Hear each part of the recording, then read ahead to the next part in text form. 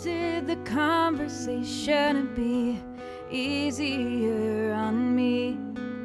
You envisioned a rosier history for me and my family, and I didn't want to let you down. No, I didn't want to let you down. No, I didn't want to let you down by telling you the truth.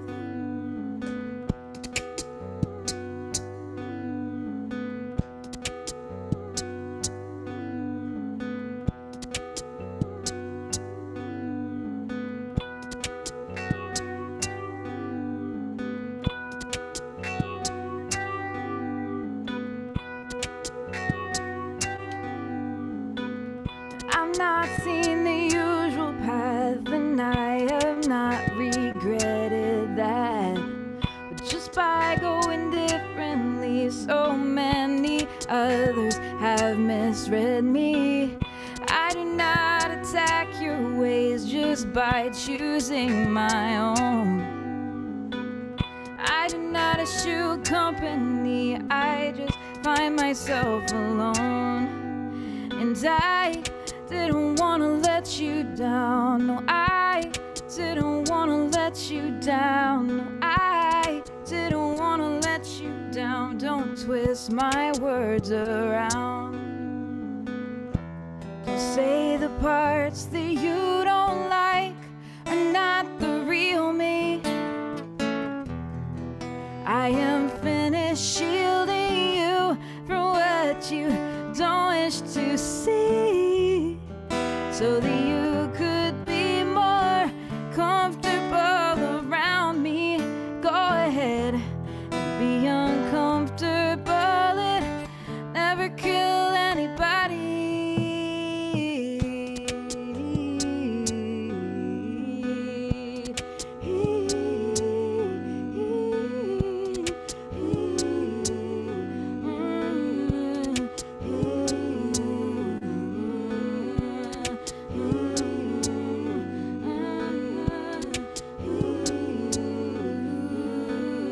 Morning comes and I feel crazy, but I'm so over-assimilating your sarcastic punishments of my and others' differences have been dismissed. I wish you well, but not so well.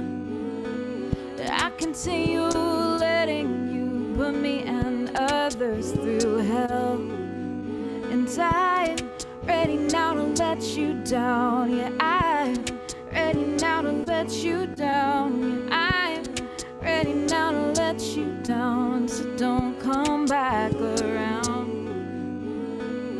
Please enjoy your normalcy. Feel free to speak unkindly of me, 'cause it says more of you than it ever will of me.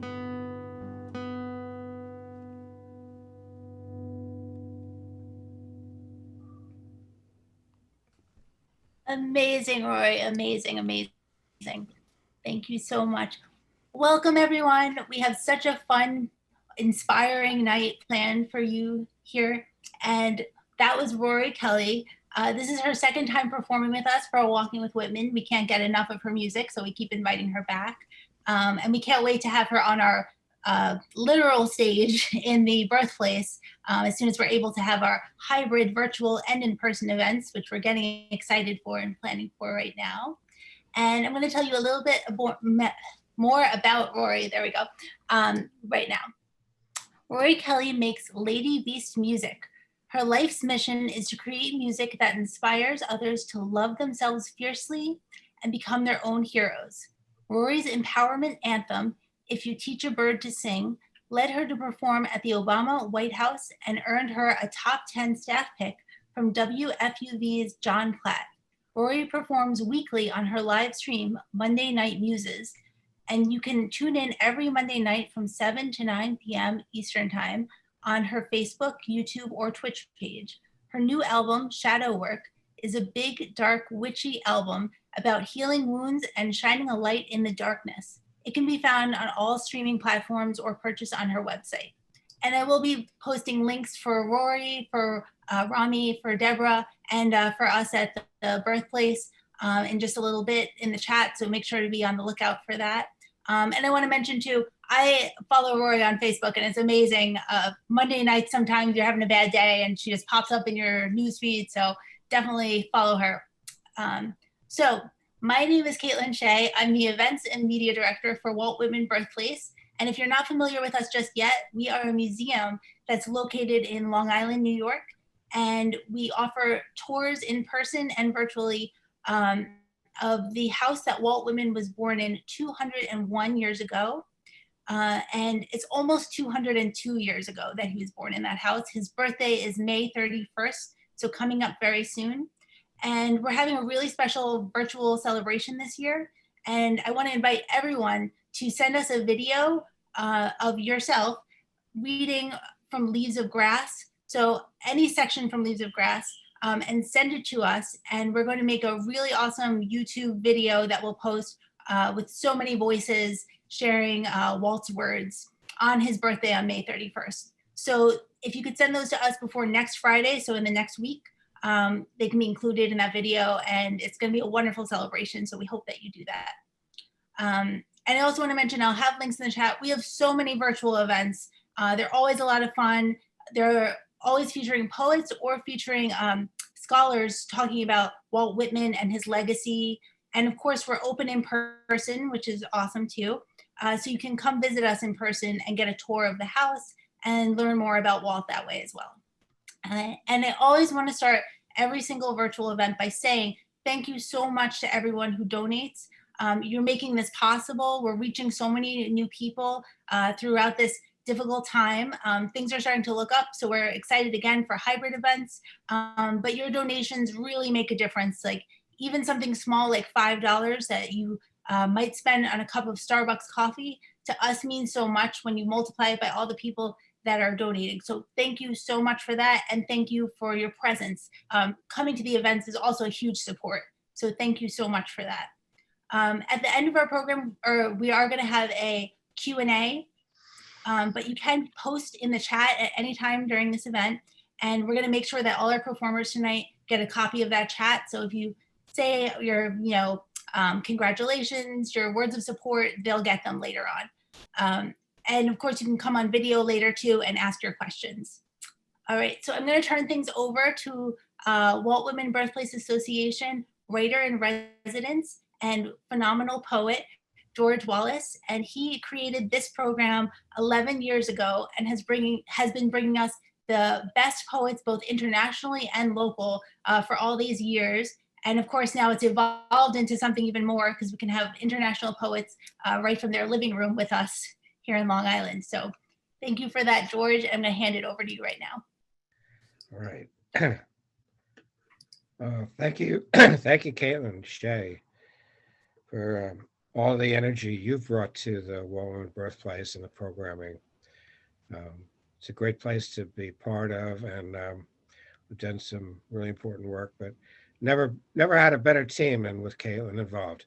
Cynthia Shore is the executive director, is somebody who deserves credit for returning the Walt Whitman Birthplace to the local poets and the regional poets in the area.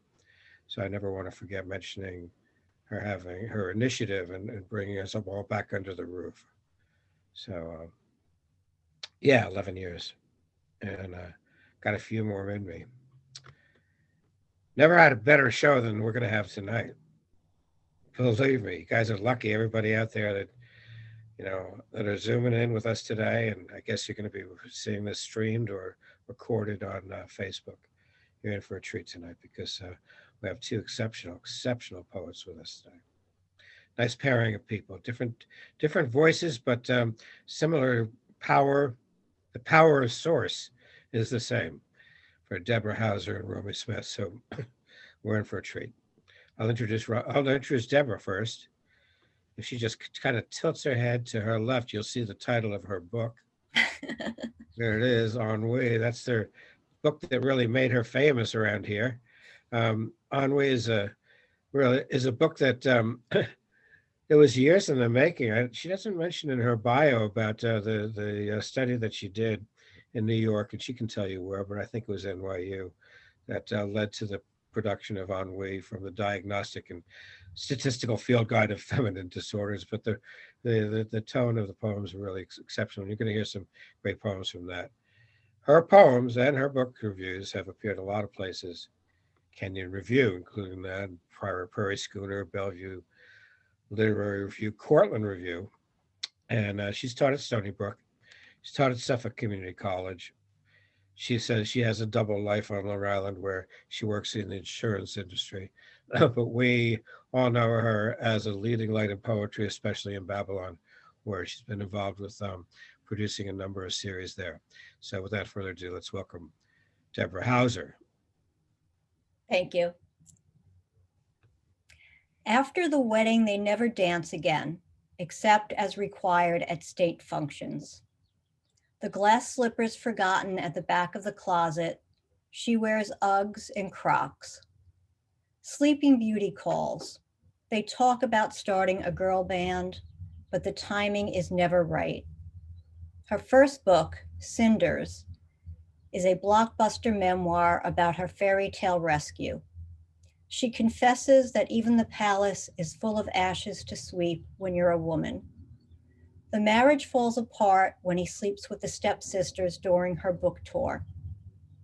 She sells the slippers on eBay, goes back to school for a degree in women's studies, and writes a second book on feminist philosophy, How to Survive Happily Ever After.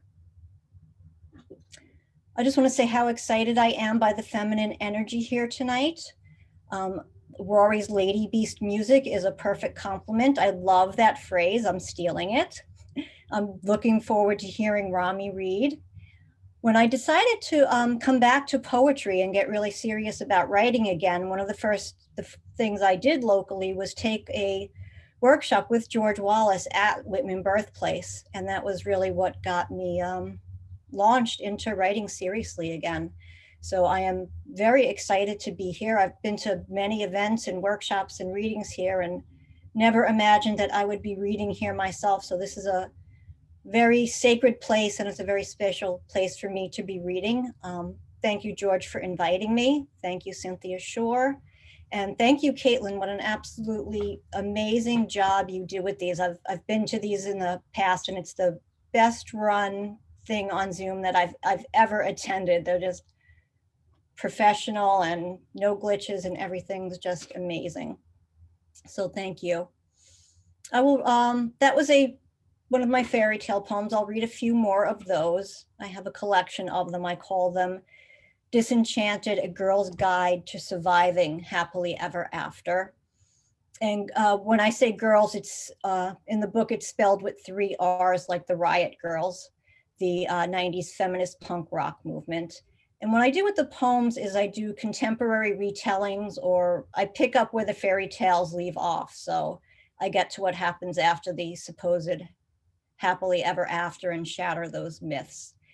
And what the princesses want, they keep saying that they want to form this girl band, but what they really want to do is they want to express their anger, they want to assert their independence, they want to confront their oppressors. And I think most of all, they want what we have here now. They want this feminine energy and they just want to have this bonding together. The glass slipper. Girls, girls, girls, winks the neon light over the glass slipper. It's gone to seed since Uncle Walt died. The wolf works the door. It's always a wolf or a prince. Who can tell the difference in this town? Grim girls of Disney fornication, fairy princess impersonators on display live. Take a peek. Special guest appearance by Little Red from the Hood. Rapunzel lets her hair down. Snow White unlaces her corset. Cinderella dances on glass. This is where the runaways end up playing dress up, looking for King Midas or Prince Charming or Mr. Good Enough to settle down with. At last call they marry, move on, move away. or they're sent back to the studio to be redrawn. Halloween, Suburbia, circa 1970. I convince Mom to buy me the rocking Snow White costume. She curls my hair and stuffs my training bra. The party is in full swing when I come home. The big bad wolf chases Bo Peep around a pile of coats on my parents' bed. Mom is doing her Marilyn Monroe impression. Dad has swallowed enough scotch to begin the transformation to Mr. Hyde. I'm sneaking to my room with a purse full of candy when Mr. Lewis, drunk and leering, grabs me, stuffs his hairy knuckles and a handful of candy corn down my mock corset. I smack him in the knee with my plastic guitar, drop my purse and run to my room, trying not to cry in front of everyone. I throw the princess gown in the garbage, but I keep the guitar.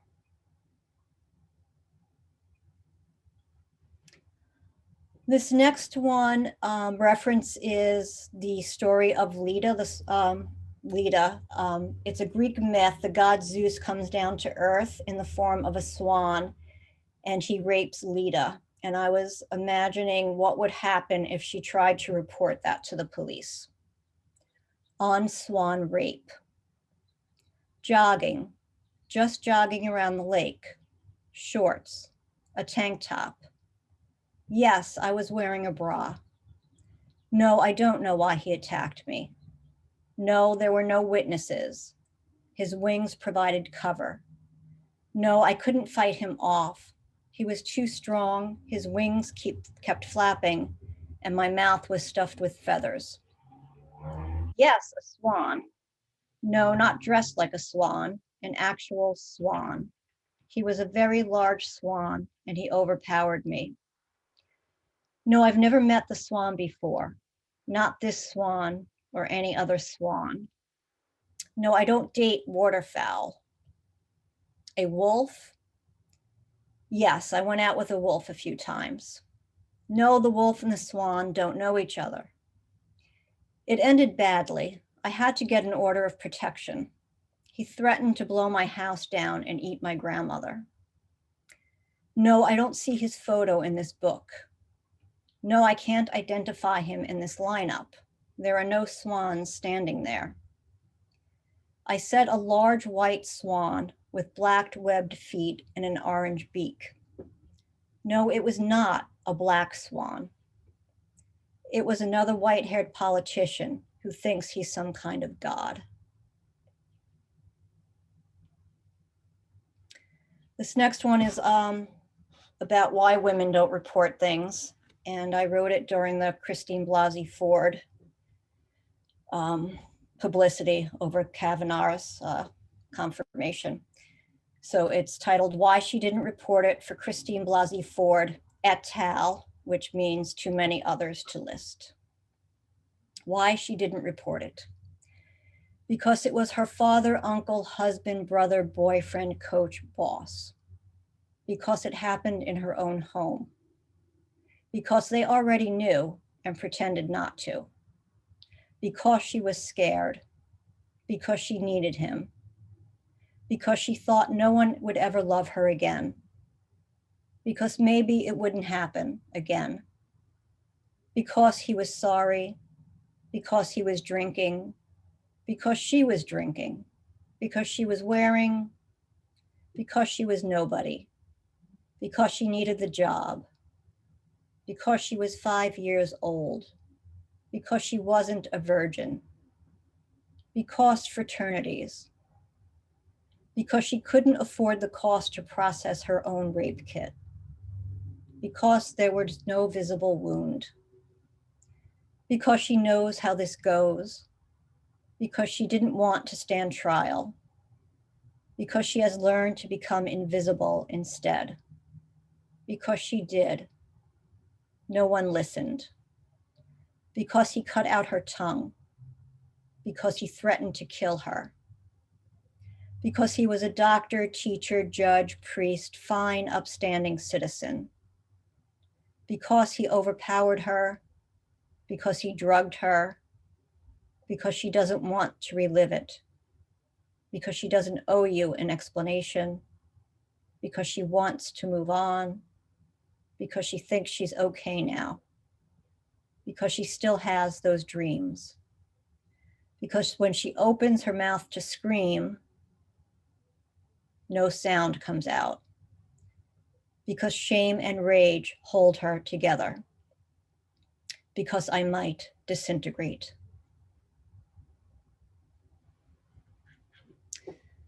This next one has a very long title. It's a quote from Rebecca Solnit about, well, I'll give you the quote. It's from an essay, and the quote is, I mean, what will they think of us in the future when it's like we had buildings all over America for women and children to hide from fathers and husbands? And I read that and it stuck with me for days and days until I finally wrote this poem in response. And I guess I'm imagining what a sociology class maybe 300 years from now would say about the times we're living in now and violence against women and racism, and how bizarre and strange and hopefully foreign it will seem when we hear about what went on. I mean, what will they think of us in the future when it's like we had buildings all over America for women and children to hide from fathers and husbands? These activities were once an acceptable method of male bonding. Drinking a foamy malt beverage that incites violent behavior. Taking steroids to make their bodies appear larger and more intimidating. Shooting wolves from helicopters. Infractions warranting harsh punishments. Hanging an air freshener from the rear view mirror. Selling loose cigarettes. Passing a counterfeit $20 bill. Violations warranting slight punishments. Molesting Boy Scouts and choir boys. Raping an unconscious woman next to a dumpster. Shooting your wife through the bathroom door. Society responded to the rape pandemic by ordering women to stay indoors, gaslighting women, telling women what to wear and how much to drink.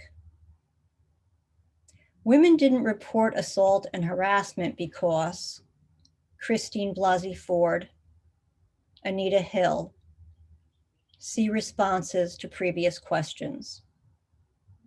State officials in blue uniforms systematically killed Black citizens by lynching, shooting, chokeholds.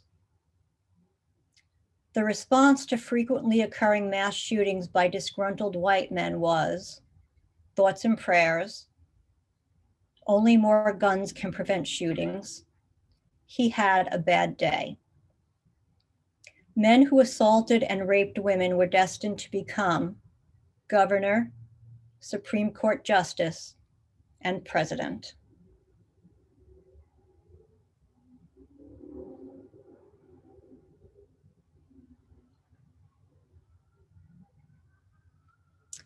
This next one uses the terms IE and EG a lot. It actually came from a prompt in a workshop that had something to do with using those abbreviations and the difference between them or something. I think Judy Turk is out there. Shout out to you, Judy. It came from your workshop. So IE is Latin for that is, and EG is Latin for the sake of example. And this is the Ladies' Accident Prevention Guide. If you're attacked, it will be assumed it's your own fault, i.e., you asked for it. Therefore, it is important to learn accident prevention, i.e., not to invite injury, i.e., you must learn not to ask for it. It, 1, third person, gender neutral, singular pronoun. 2, the prevailing climate, that is, it's dangerous for a woman to be out alone. 3, sex appeal. In other words, if you've got it, do not flaunt it unless you're asking for it. It, i.e., the various ways a modern lady may sustain injury. The opposite of ask is answer.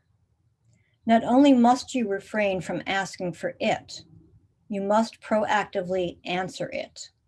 Tip 1, carry a weighty book, e.g. a dictionary or Middlemarch, to throw at your would-be attacker.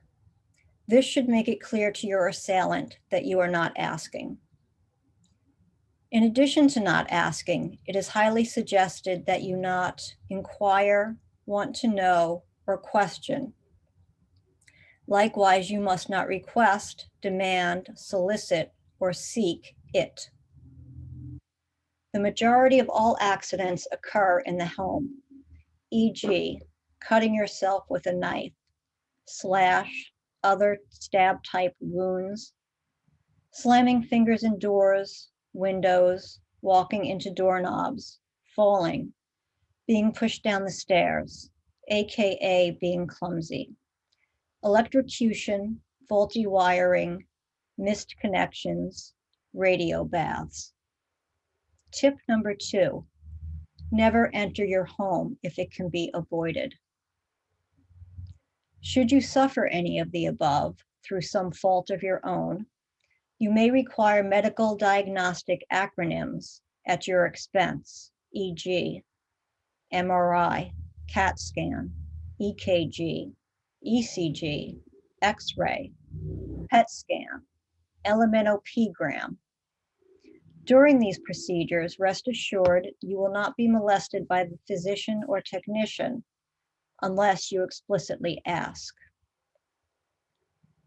Most auto accidents happen close to home, i.e. within 15 miles of home. Hence, never come within 15 miles of home. While outside the home, you must be aware of your surroundings. Should you fail to be vigilant, the consequences can be dire, life-threatening for the sake of example. Tip number 3, before leaving home, check your email for public safety warnings and urban legends. E.g., do not stop for baby carriers on the side of the road. Do not turn on your windshield wipers if your car is egged. Do not discuss perfume with strange men. Do not do anything that may be interpreted as asking for it. Keep car doors and windows closed and locked. Walk to and from your car briskly.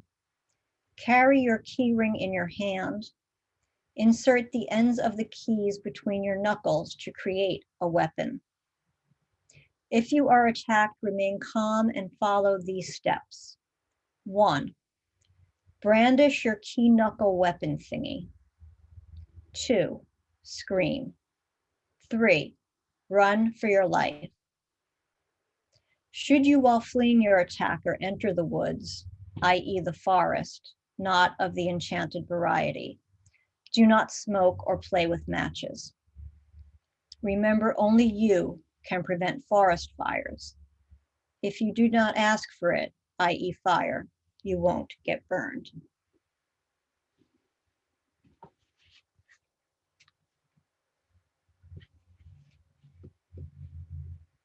I'm going to read from my chapbook that George mentioned, Ennui from the Diagnostic and Statistical Field Guide of Feminine Disorders.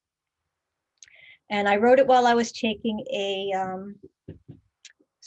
class at NYU through the School of Continuing and Professional Studies. It was a great opportunity. It was a one-on-one class with a poet, Erica Wright.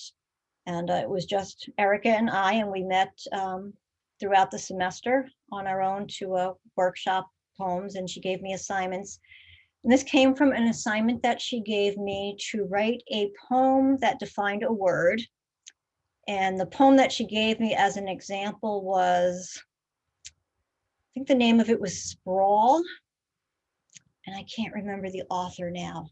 It was a man, I can't remember his name. Maybe, possibly Les Murray, but it was definitely called Sprawl. But that was the assignment, and it took me a long time to come up with a word.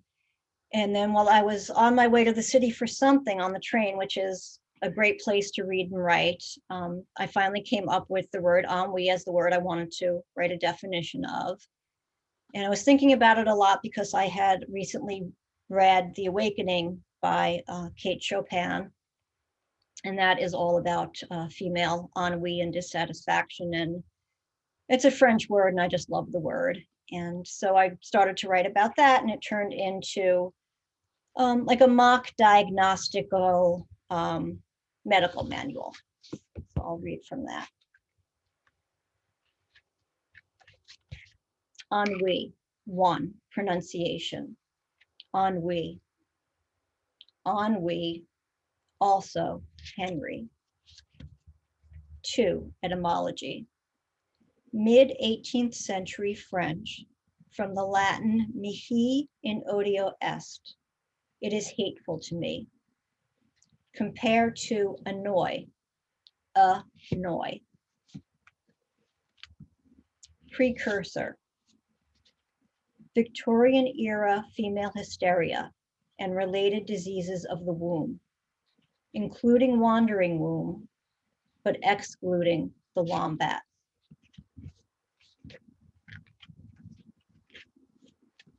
Treatment.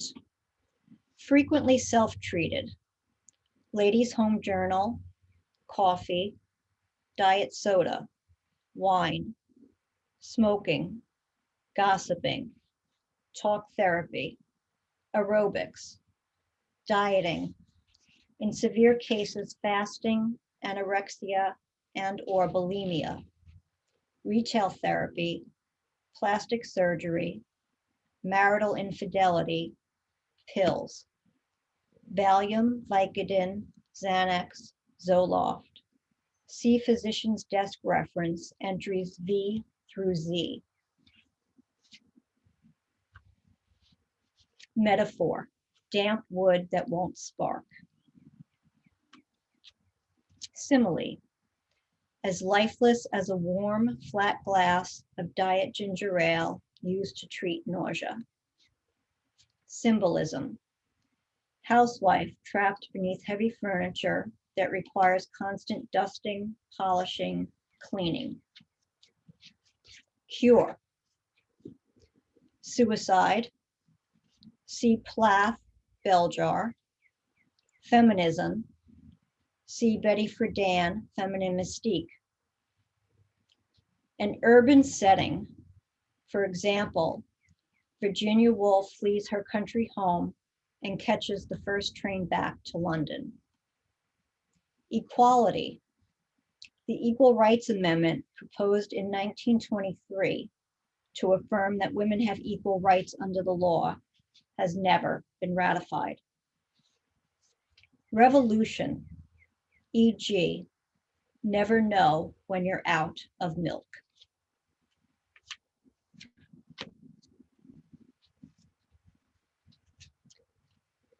That last line, never know when you're out of milk, comes from a book by Linda R. Hirschman. It's a short feminist manifesto. I highly recommend it. It's called Get to Work, a manifesto for women of the world. And knowing when you're out of milk is one of those things that everyone assumes the woman has to do, and it's the physical labor of going to get the milk, but it's also the mental labor of being the one who knows when you need to go to the store and get the milk. And it's just one of her small revolutionary acts, is to give up knowing when you need milk. Then my version of the cure for ennui is Lady Dr. Jane's Revolutionary Liberty Syrup. Indications. Rise ye from your velvet fainting couches. Shake off your torpor, headaches, and malaise. This syrup will invigorate you, inspire you to put on pants and go out into the world, to seek gainful employment, rent a small apartment in the city, or a larger one with a special lady friend. Adopt a cat, vote, change your own bicycle tire. With Liberty syrup shall ye thrive, shake off financial dependence, and know the power and pride of a wallet of one's own. Side effects: gossip, rumors, social exile, and irate husbands are common side effects. These symptoms are rarely bothersome enough to stop taking the medication and typically subside after a short adjustment period. Dosing: dispense as often as necessary, may be given to your daughters, safe for use even while breastfeeding. Take with food. Do not wear corsets, stays, or girdles while taking Liberty syrup. Compatible with all methods of birth control. Not for use in conjunction with Freudian analysis. Use while enrolled in pole dancing class is strictly prohibited. Do not take with Dr. John's snake oil. Contraindications: abandon ye children, ye kitchens and ovens, ye finery and pearls, ye churlishness and helplessness and pin money, ye endless, meaningless, empty days. Abandon even thy charitable works. Save yourself.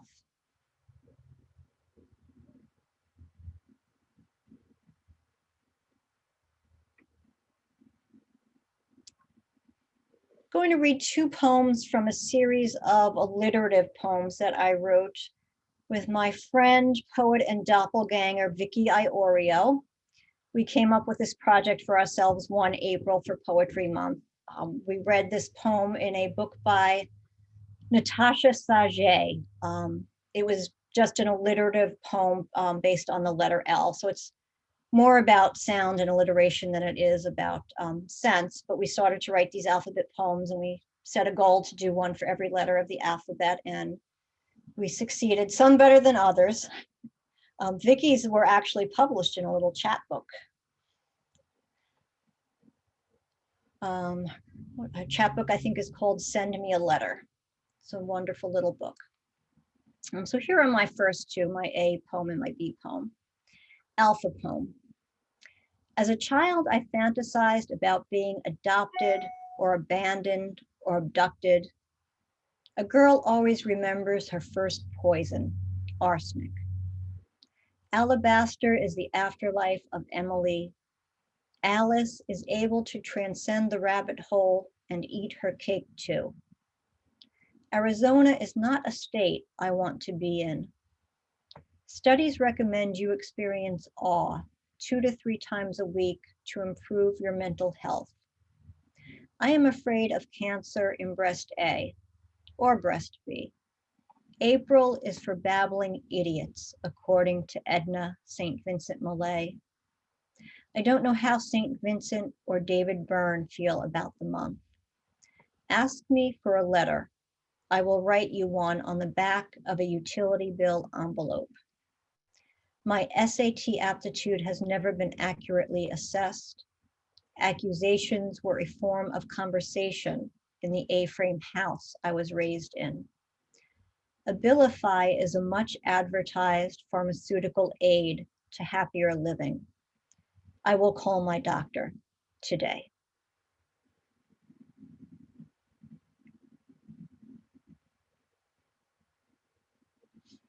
And the B poem is Begging for It.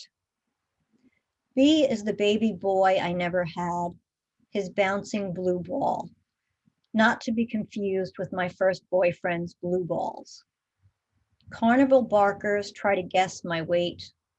Doctors estimate my revised life expectancy. I am beholden to bees. A spoonful of honey is supposed to abate seasonal allergies. Barbed wire.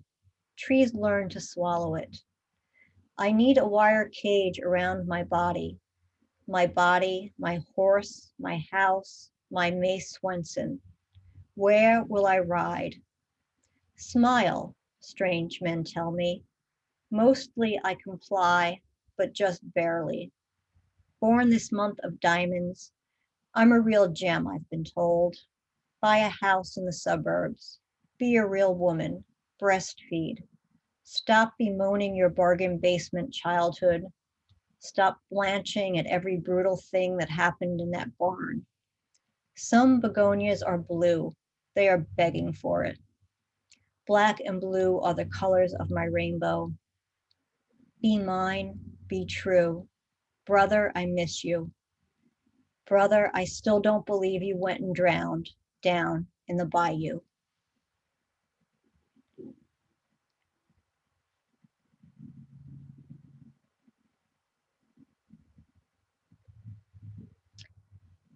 The next one reference is Hippolyta. She was the queen of the Amazons, and she is Wonder Woman's mother. And even though she was the queen of the Amazons, Theseus managed to abduct her, kidnap her from the island and marry her. Draw your arrow. When you went to your aunt's wake, you asked if her body was really in the coffin, or if they placed it in there before burial. Some surgeons advise against mastectomy and urge their patients to elect breast conservation surgery. But the Amazon warriors cut off their right breasts to facilitate combat with a bow and arrow. Their military defenses didn't prevent Theseus from abducting Queen Hippolyta and forcing her into marriage. The Amazon princess Wonder Woman appears to have both breasts intact in that red bustier. My aunt was trapped in a bad marriage and lost one breast before she died. She never learned how to hold a bow or draw an arrow. The last time I saw her, I couldn't tell which breast was missing beneath her loose red blouse.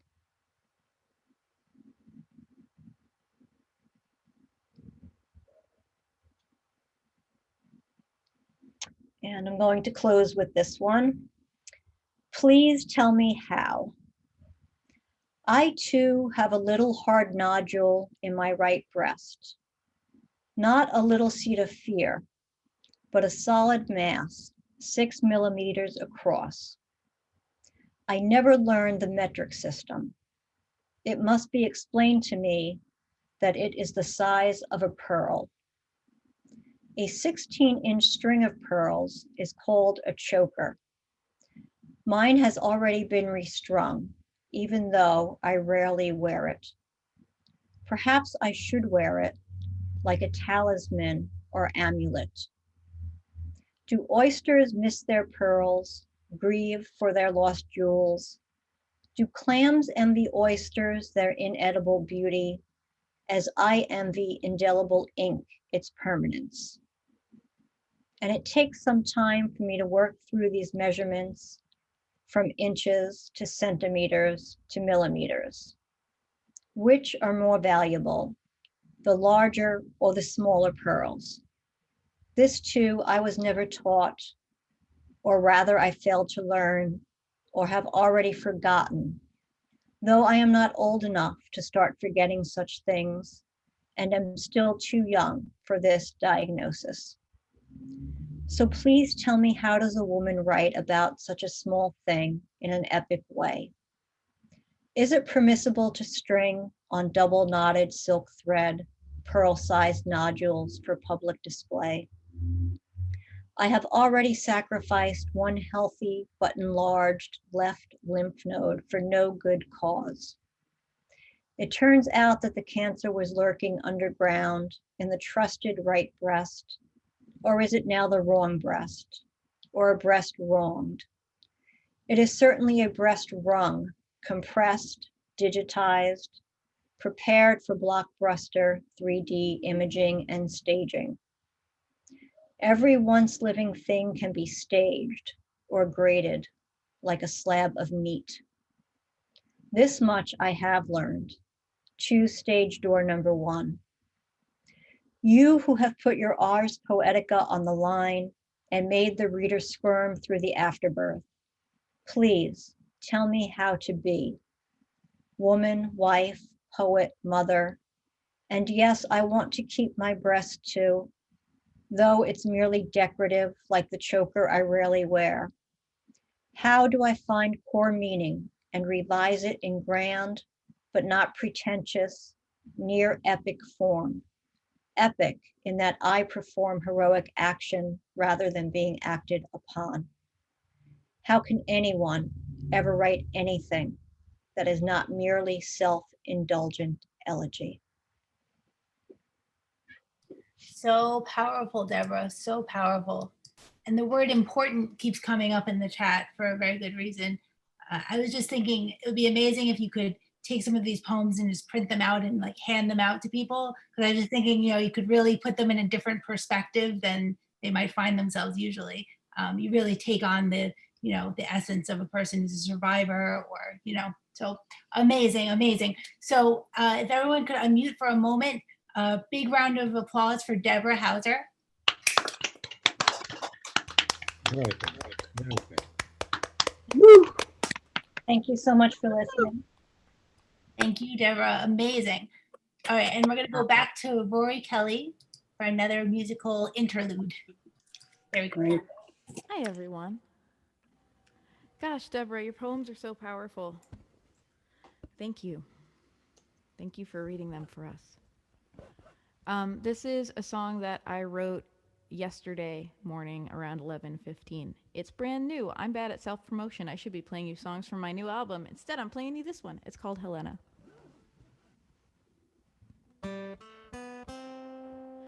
I never dreamed of love at first sight before I met her. Helena, Helena, Helena. And she was with someone I used to be with. It was so uncomfortable. She was so beautiful. I was uncomfortable. Oh,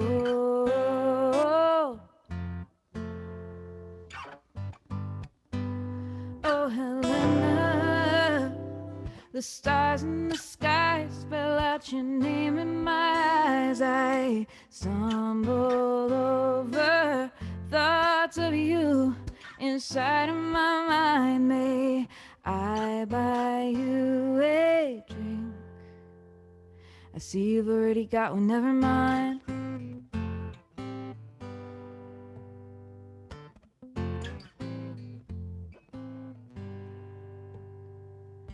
I've had love stories inside of my head since 11. 11, 11, 11, make a wish. I don't even know you, we might not even like each other. You might be a Trump supporter for all I know. So I ask my higher self what it means that I am so drawn to you. Is it just self-sabotage to keep me uncomfortable? When will I feel whole? Oh, Helena, when will my name be in somebody's sky? I stumble over thoughts of you easily graceful, and I fumble through my life, knocking everything over, knocking everything over.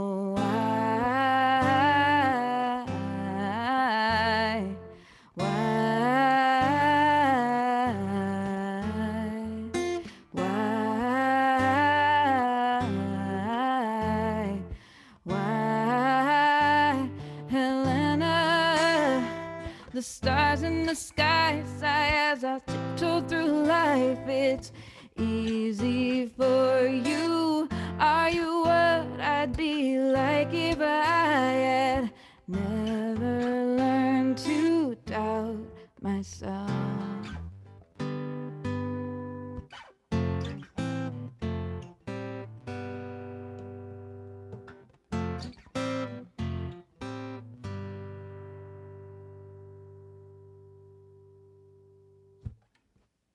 Rory, you just wrote that yesterday.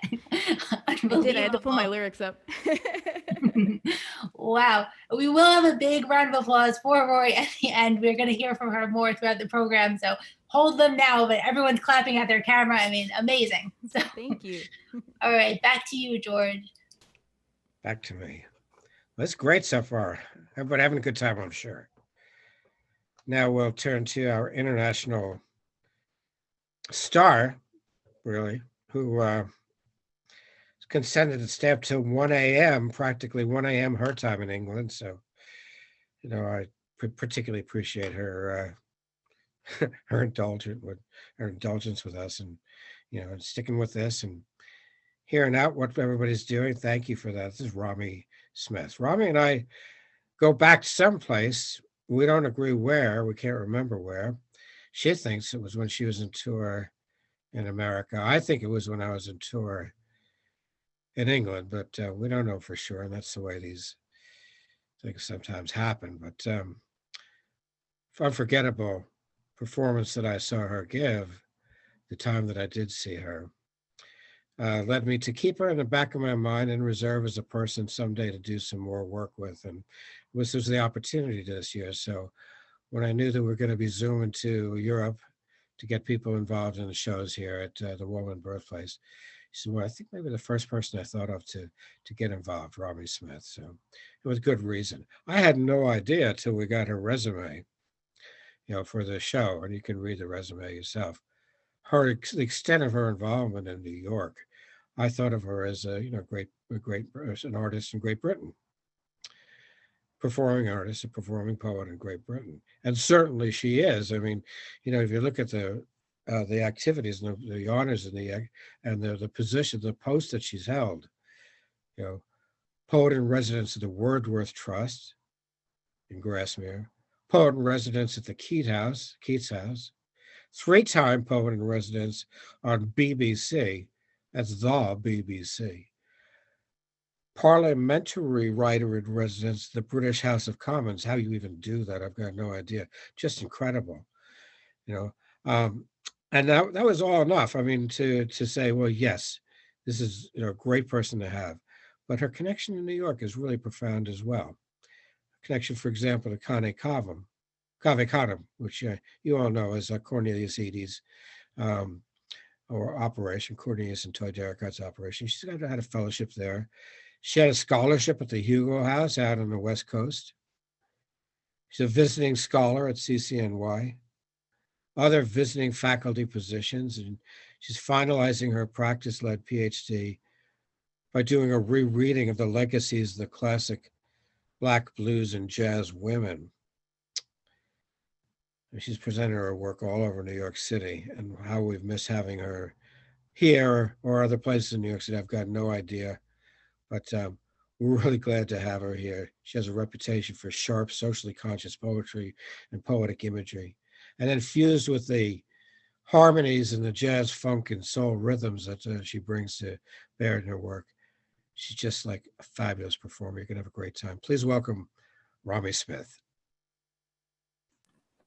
Thanks so much for that wonderful introduction, George, and thank you for curating this event, both you and Caitlin. It's a real honor to be here. Deborah, thanks so much for your searing, very moving work. Rorie, thank you for your musicianship and your lyricism this evening. It's great to be in conversation with everybody. It's an amazing thing that this digital technology makes this possible, and I feel incredibly privileged, and I acknowledge my privilege here to be able to join you this evening. And this is the nearest thing to flight, I guess, that I have, this sort of sense of being able to be somewhere else whilst also being here, but this idea of being able to reach where you are in some way. The work that I'm going to share this evening, a chunk of it is new work, so it's the first time I'm sharing it with anybody. I'm very honoured at the moment to be writer-in-residence, the first writer-in-residence for an extraordinary archive called the Top Photo Archive. The Top Photo Archive is one of the world's leading photographic archives, and it contains rare and extraordinary, important, politically important photographs. And I'm specifically interested in its content that pertains to Black British life and rewriting what it is we understand of Black British life, and particularly this period of history that is referred to Windrush as Windrush, and I'm going to be talking about that a bit further on tonight. But I think I will start with, because it feels fitting that given the fact that this is the Walt Whitman connection here tonight, that I begin with books, and I begin with the places in which those are housed. And I was thinking about Leaves of Grass very much when George invited me to read. So I'm going to start with a poem that celebrates the library. The library is a hidden diamond within the city, and the city specifically that I'm referring to is one in the UK called Leeds, that has a library called the Leeds Library, which is the oldest subscription library that there is in the country. It has some extraordinary founder members. Joseph Priestley, who is credited as the co-discoverer of oxygen and also identified electricity and wrote about electricity. It was also a site of great political importance, the Quaker movement, very active within that library. And it's around the corner from the Albion Street Music Hall, which hosted the great Frederick Douglass on one of the occasions that he came to speak in the city. So Frederick Douglass, you'll be familiar with, the great abolitionist, civil rights, human rights campaigner. So I want to begin there. And this is a poem that honors the craft of librarianship and the craft of bookmaking and making books, so much so that I think in some ways I like to think of it as a creation myth with regard to libraries and books. You'll hear book titles referenced, and these are books that actually exist within the Leeds Library. A 3rd edition copy, for instance, of Mary Wollstonecraft's Vindication of the Rights of Woman is in there. 1st edition copies of Adam Smith's The Wealth of Nations. So it's an extraordinary space to be in. It also has its own ghost. Vincent Thomas Sternberg haunts the building and has been seen by various people across the years. So I'll start with this, and it's called Radiance. It begins with a quotation from Borges. I've always imagined that paradise will be a kind of library. And another from Muriel Rukeyser, the universe is not made of atoms, it is made of stories. Each grey, unhallmarked day, when the presence of rain seems mendless and the absence of sun stings like theft, she climbs the empire ladder. It is fragile now, though each rung remembers, as wood is its witness. Each step ascendance into the upper reaches of the atmosphere, this place, where the history of electricity meets air, where dust is possessive of every era and every cover, her craft, to consider every strata of this universe for the man at the desk with the heartache and the girl with the homework to complete, whose question hasn't had the courtesy to answer yet. So higher up and into the firmament of thought she goes with their hopes as her quest, past Vincent Thomas Sternberg's postscript of a ghost, past the dreams of an astronomer and unfinished worlds, past the story of the sun and the story of the comets, to the Earth's beginning and the handbook of the stars. All possibility begins inside the dark. So she reaches for a book with a spine the color of midnight, a book the weight of thought, and another the color of love. And she opens them out to reveal words that shimmer with the atoms of the matter of this universe. She knows. that if an idea holds its concentration compressed in the dark mantle of imagination, then bare-handed time hews it out and raises it to marvel at its light, each idea praised as a page made of the stars that fell to earth, well then, every diamond understands how much a book is worth.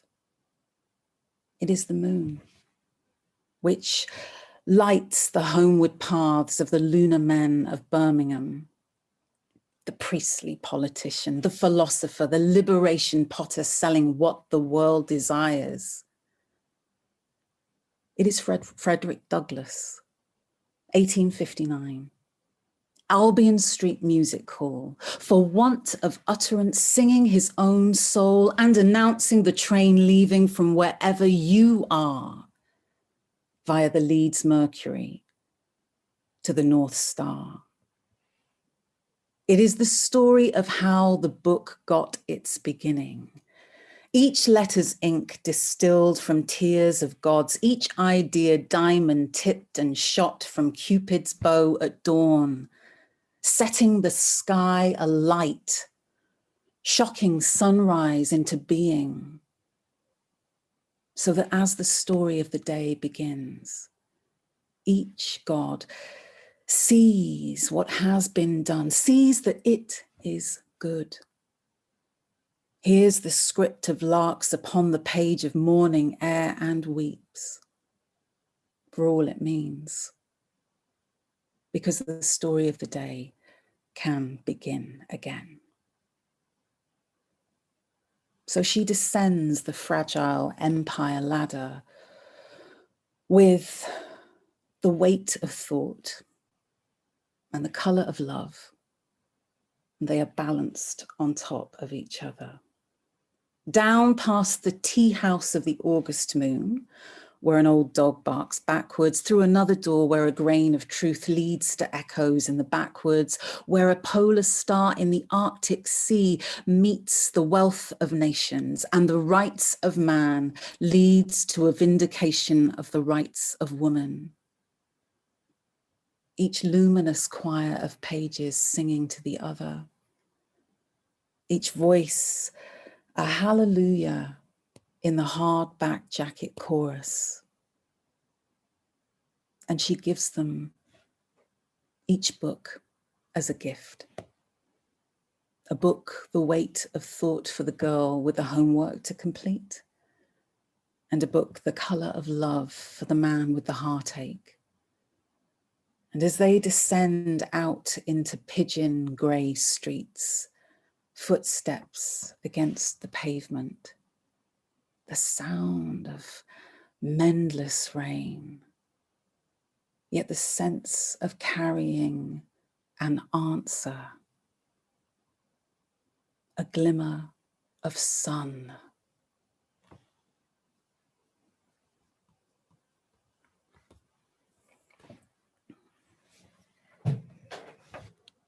Thank you.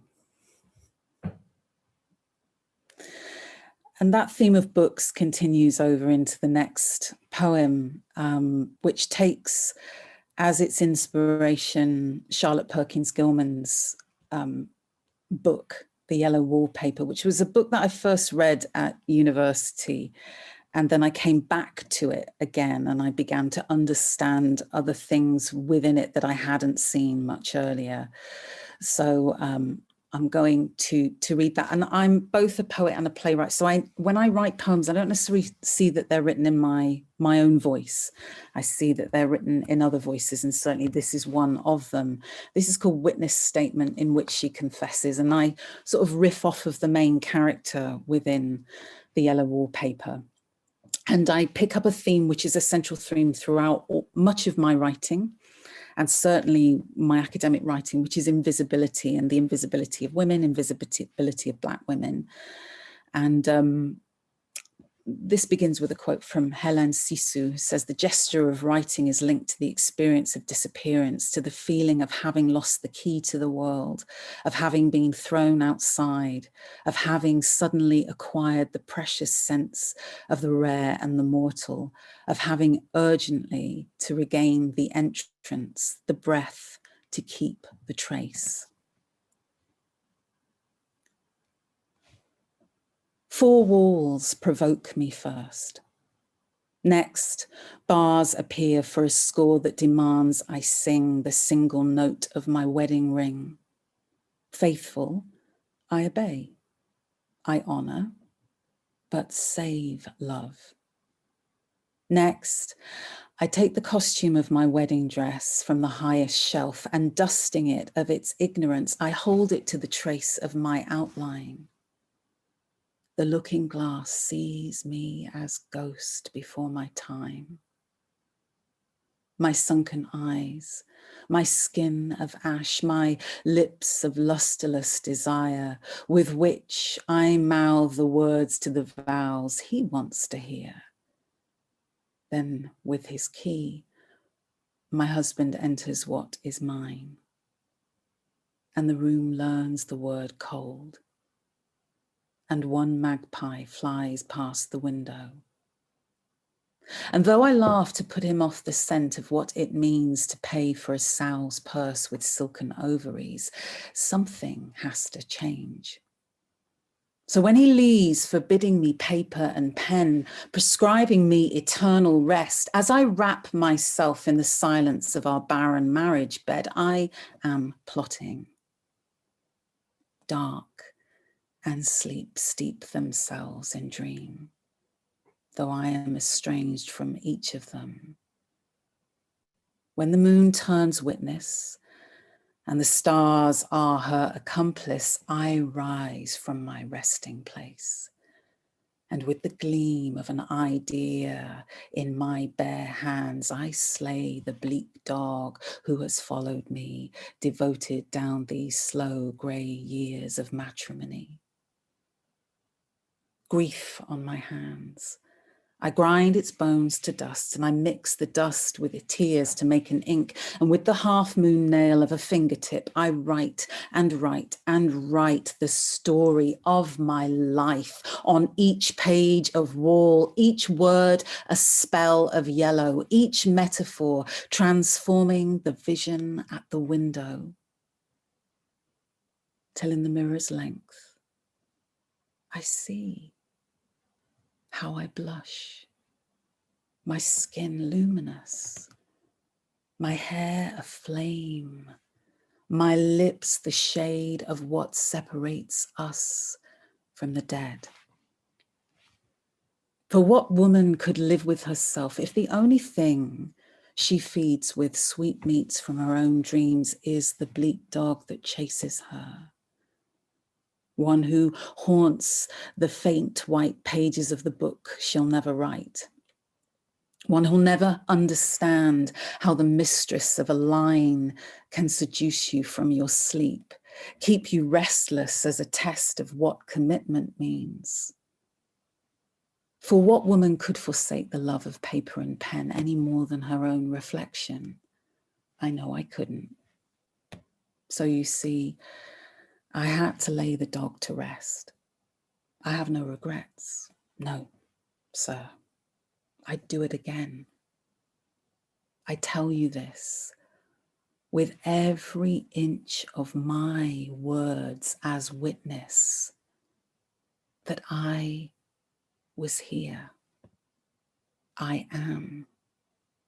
I do exist.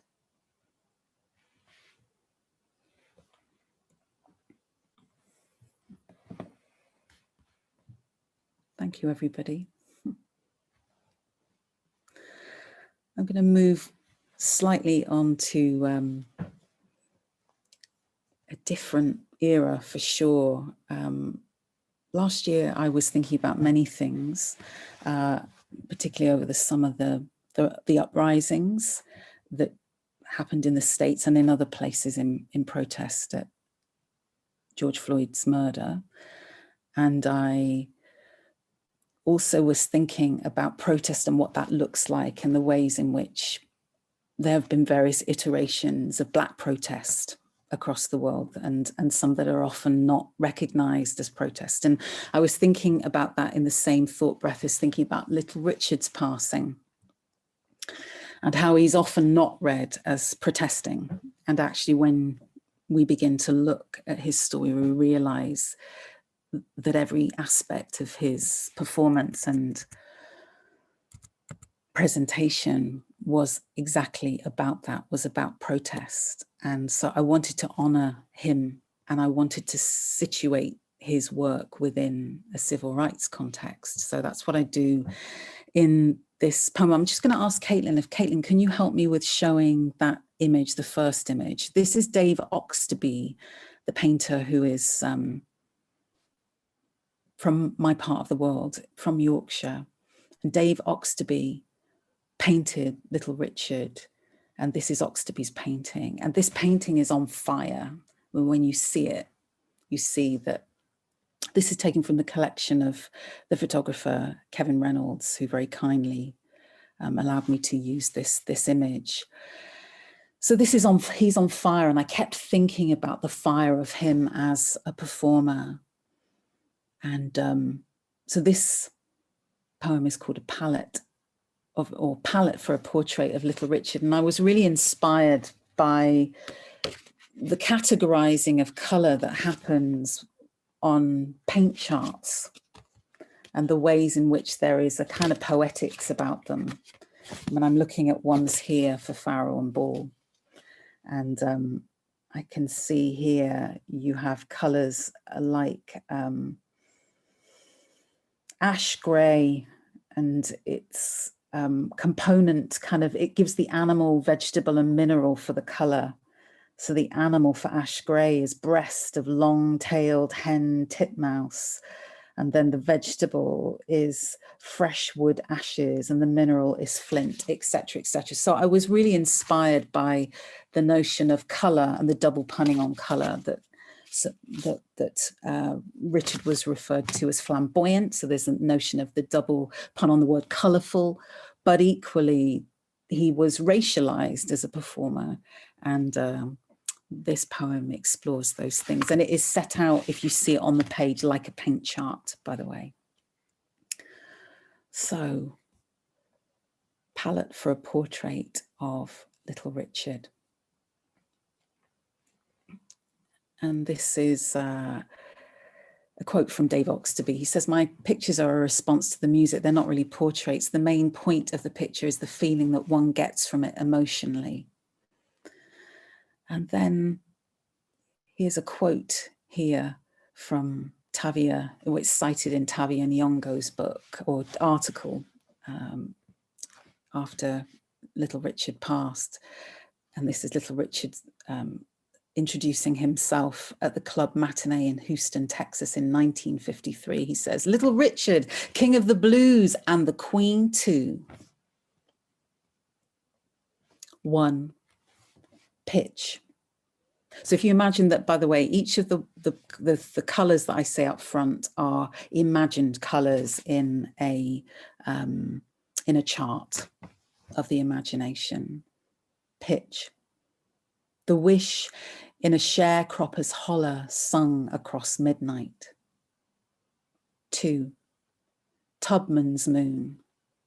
Searchlight for a key in the form of a treble clef. 3, joy. The color of the sun, the dawn Du Bois's souls were born. 4, counter reading. That shade of red which seduces the eye to read little as lift or life instead. 5, Daddy wanted 7 boys. Daddy wanted 7 boys. Richard messed that up. Can't stay in his house and play the devil's music. Shimmy, shimmy, shimmer, shimmy shadows out. Brother, shake your tail feather. Wear your colors proud. 6, sissy boy. Sissy boy haunts little Richard Penniman, all the way down Pleasant Hill, past the coloured's only waiting room. He's on the next train out of George's Macon station, and he'll never quite return, though Lucille may will him home again. 7. Pancake 31, slicked back ebony conch, a White House for mother, a lavender Cadillac on the drive. Just 4 shades of liberty in his handbook called How to Survive. 8. Enough to make ripe fruit blush. Enough to make ripe fruit blush. That thought of what this Macon guy might do with you under the spell of a Memphis moon. 9. Hue of secret rooms where long, tall Sally testifies, tutti frutti, a lot bam boom. There's a whole lot of shaking going on. 10. Old time blues. And this begins with a quote from Little Richard himself, an interview that he gave to Melvin Bragg on the South Bank show. He says, "The system didn't want it. I was not supposed to be the hero for their kids. They wanted a white image," unquote. Little Richard crosses the sonic colour line, preacher of the main stage, teaching Paul and John. Here history writes on white pages, archives what it remembers. So if memory don't, then contracts won't, and justice will not either. 11. Revelations. Evangelist of fine-tuned, feather-tailed flamboyance, gospeler of bare-chested, hot-pant-hipped hoodoo, preacher of the inner thigh, of the groove your mama made you to, premonitioner of Prince, singing his body electric, joy as spark and vein as current, ignition to the engine of the red Corvette. A paintbrush's arc of orange, amber, ochre can only hope to capture the clues between War Hawk's Holler in 30s Macon, Georgia, and a burning Minnesota skyline filled with risk, as it's expressed through fire.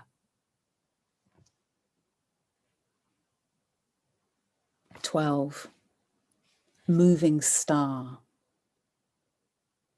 Night lends her moon, so history will see him clearly.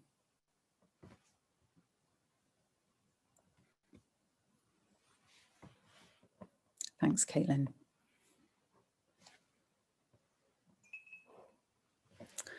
So I'm going to come on to those poems from the top photo archive that I've written, and these are new, so I have not shared these, so it feels great to be able to share these with you tonight.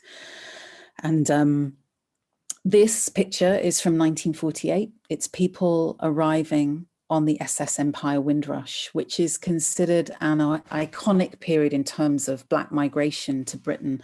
Actually, the period is loosely covers from, so say, the 48 period right through to the 70s, but actually there was Caribbean migration to the UK well before, and there's been a Black British presence for millennia, since, well, at least the Roman period. And but this picture is so important because we get to see arrival But it isn't the only picture, and I'm interested in the wonderful and extraordinary images within the Top Photo Archive that really challenge the notion that Caribbean migration was largely around the migration of Black men to Britain. This was not so. Could we have the next image? Because again, this challenges that idea completely. So this is Mrs. Eileen Johnson, who is with her mixed heritage children, white woman. She's 24 at the time this picture is taken, and this is her son Terence and her daughter Maureen. So this is just one of the extraordinary images in this archive that really subverts and challenges dominant ideas of migration to Britain. I will go to the next image, please, Caitlin. So I use redaction in these next short poems, and I term it in my academic work redaction as revelation, and I use redaction and black ink, specifically digital black ink, to get at subliminal meanings underneath the text, and to get at what I call in my academic research the ghost documents underneath the text, that are the submerged or the hidden or the erased narratives that are under the surface of official texts. This is a Guardian article from the 23rd of June, 1948, which narrates the official story, according to the Guardian, of migration here. I mean, you notice here the loaded term, not all intend to settle here, and you wonder, and you know who that's written for, and there's a sort of appeasing an idea of a fear of flooding, if you like. I decided to redact this, and I'm going to stop sharing screen here, but I'll share screen with you to show you what I do, because it works if you see what I'm doing. Thanks so much, Caitlin. So I should be able to do that with you. Bear with. Find the correct page. Yeah, brilliant. Okay. So this is the same article that I take here, and these are the redactions to get at these ghost documents. I just move everybody here so I can see. Why 492 West Indians came to Britain. This philosophy. You take a chance. You don't wait until you die. This is redaction 2. This is the same document. I'm not adding any text. This is exactly the same text, but I'm finding a different meaning. 492 men from Jamaica and Trinidad, the Empire Windrush, between the closing shores of Kent and Essex, high above the landing stage at Tilbury.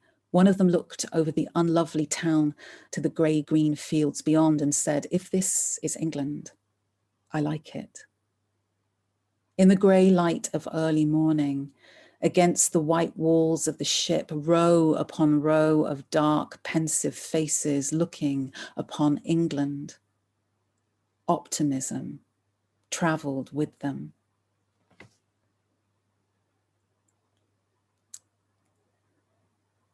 What manner of men are these the Empire Windrush has brought to Britain? Builder, carpenter, apprentice, accountant, farm worker, tailor, welder, spray painter, boxer, musician, mechanic, valet, calypso singer, law student. And what has made them leave Jamaica? Lack of work, unemployed luck, complete hope. The final one. Why 492 West Indians came to Britain? A good omen, perhaps. Optimism, flight, a rosy picture of Britain, a serious-minded vocation to succeed, the prospect of a wish being settled.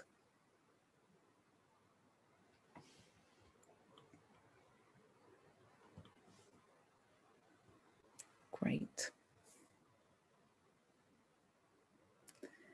And what I will do is I'm going to put my blog in the So you'll be able to read that in your own time. I'll put my blog in the chat so that you have that, so you can look at that another time. How are we doing for time? I just want to check in because I know we're going to have a Q&A. How are we doing for time? Oh, we're pretty good, Rommi. You want to do maybe 2 more? Brilliant. Yeah, lovely. Thank you. Okay, so I'm going to just go back to, yeah, brilliant. So could we have the next image, Caitlin? Thanks again.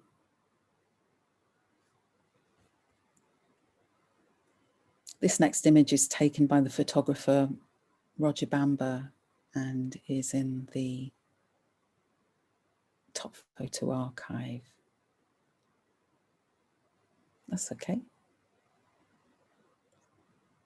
And I wanted, one of the things, just to give you some context, with Black migration to Britain, particularly during that period that I've mentioned, which is referred to problematically as the Windrush period, because Windrush was not the only boat or ship that brought people. And their lot was that people came to work in their trade and then found that because of the racism that was here, their trades were not recognized, and they either had to retrain if they could afford to, or they took on what was called the sociologist Stuart Hall refers to in his research in a book called Policing the Crisis as white man shit work. So I began to look at this image here and wonder what the story of this man is. And I can't find his name in the archive. I can't find his name at all, so I cannot trace him literally. But I began to look at this image and think to myself, I want to honor him in some way, and I want to be able to tell his story or an aspect of his story. So this is called Sonnet Variation for the Man Whose Name I Cannot Trace. And the train that he is driving, or that he is cleaning the ash pit of, is called a Black 5 44848. Brother of the Black 5 44848. 1962 looks good on you, considering. Did white man's shit work by decree erase your law or medical degree? Brother titled Ash Pit Cleaner. The phoenix has flown her nest, the afterlives of fire, your stock and trade, each vault a bank of ash. Profit rates are grey. You raise the average. Brother of Leicester Central Engine Shed, journeying out from Marylebone, your sable freight an elongated sentence through Pevsner's guides to British counties. And if I think of what you teach me in the here and now, it's how to make a path from ash. Keep your head above ground.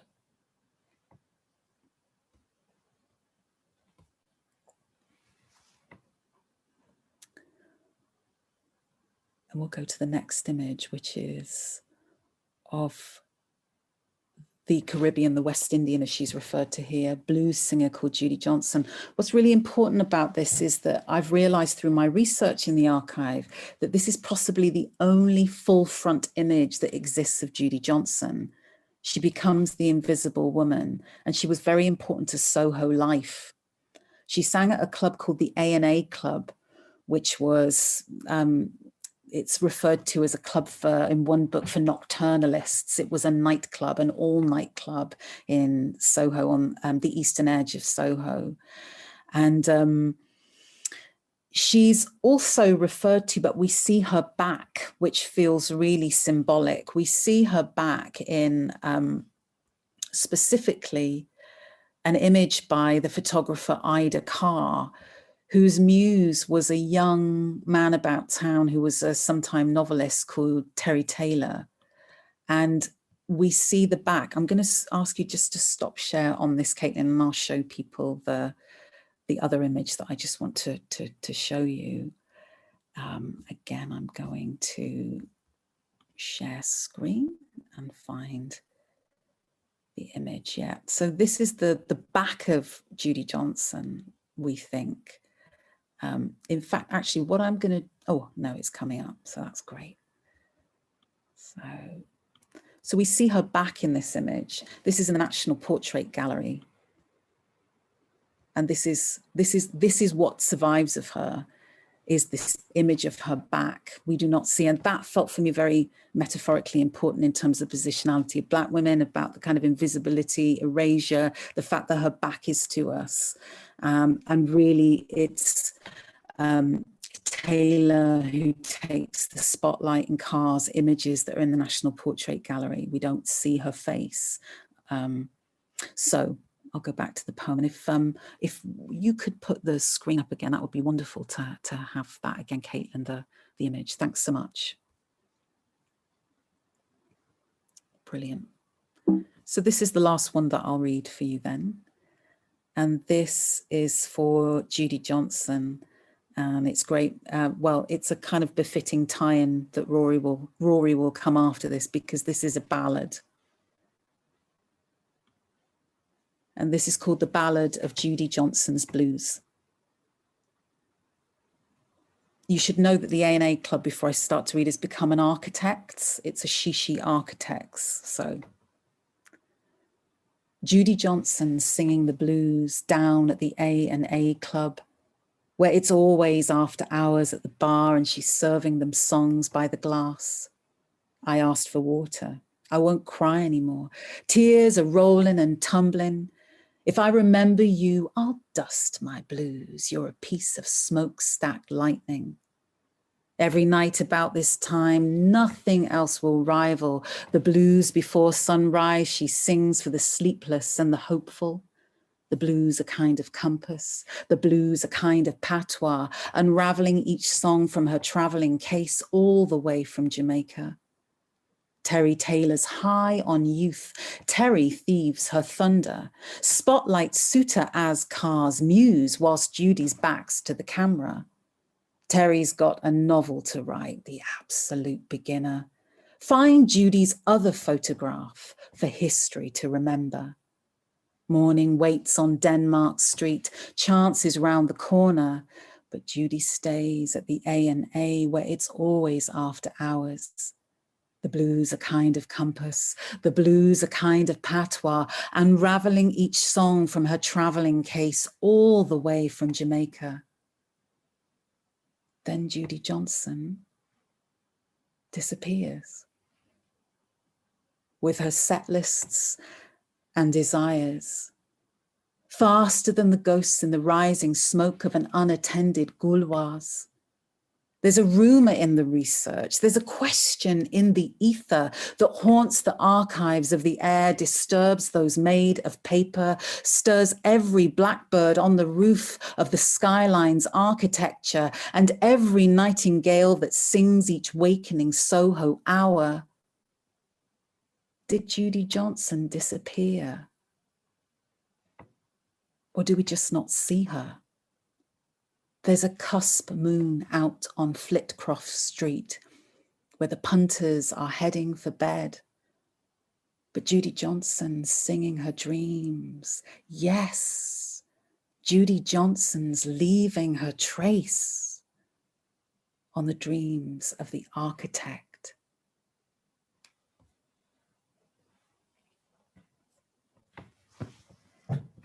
So powerful, Rommi. Oh my goodness. We have a lot of talent and gifted people here tonight, all in one Zoom meeting room here. Come back.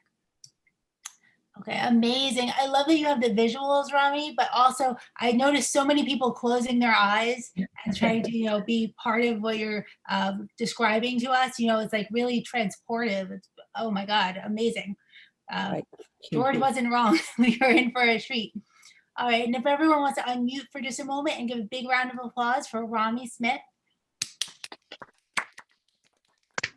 Yeah. Wow. Yeah. Bravo. Wonderful.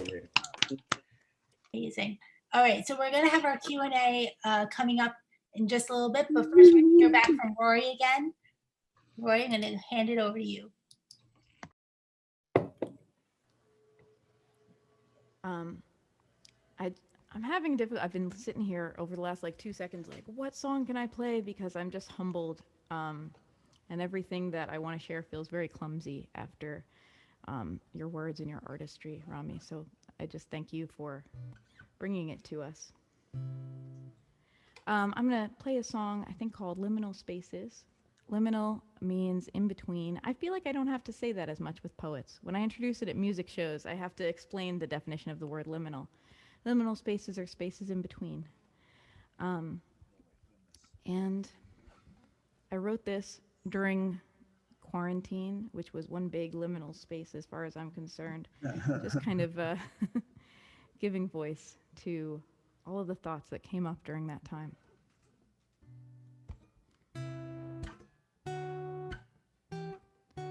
I have a thing for liminal spaces.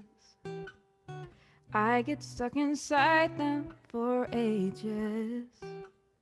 When you observe a particle, the particle changes, but no one's understanding when I change too, if you're looking. I had a book of dreams on my nightstand. I always thought that I'd come back for it.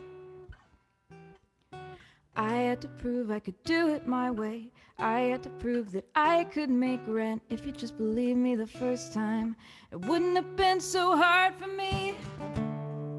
Where are the moon sisters I was promised? Where is the music monk I never got to be? 'Cause I got stuck chasing love from somebody.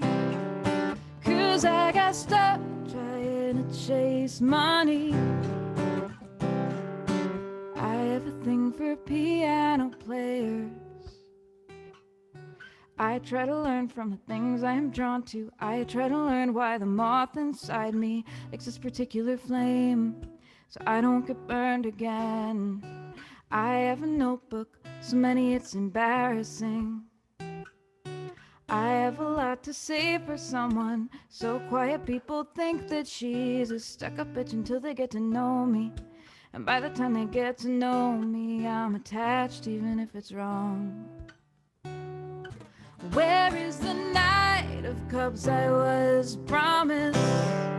I went all in and all I got was this lousy discernment. 'Cause I got stuck chasing love from somebody. 'Cause I got stuck trying to chase money. It's too late now. You can never take it back. It's too late now.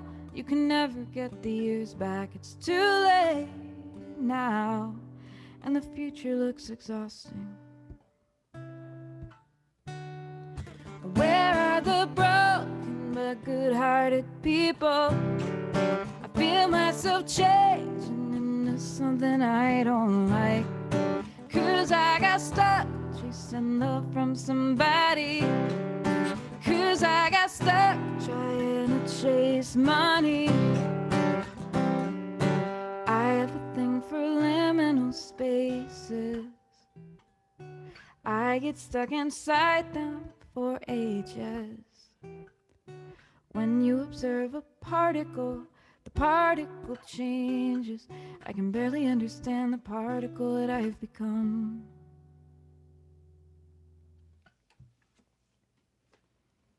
Amazing, Rorie. Again, everyone's applauding so far, but we still have more from Rorie soon, so not quite yet. All right. So if anyone wants to write their questions in the chat, or you can come on video and just unmute yourself and the spotlight will go over to you with your questions, or if you just want to say hi, just give you the opportunity right now, go for it. Let's see. We have so many beautiful comments in the chat too. We'd be here all night if we read them all, but they are wonderful. Appreciate it. And Barbara Southard, who's another poet here on Long Island, who's been with the Birthplace too for a long time, says, disappearance has been such a thread that has run through the poems this evening, quite a night. It's a good observation, Barbara, definitely. George is great at pairing our poets together, so who knows? All right, does anyone want to jump on camera?